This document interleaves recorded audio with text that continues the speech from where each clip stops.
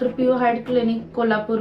मी येत आहे तिसऱ्यांदा संभाजीनगर येथे. तुमचा सगळ्यांचा चांगला रिस्पॉन्स बघून फर्स्ट सेकंड माझी व्हिजिट झाली आहे. आता तिसऱ्यांदा मी संभाजीनगर येत आहे. ज्या ठिकाणी आपण पहिला हॉल घेतला होता Milind college, PES college of physical education आणि प्लस संयुक्त विद्यमान जिजाऊ पुत्र अकॅडमी यांच्या वतीने आपण शिबिर घेण्यात येत आहे.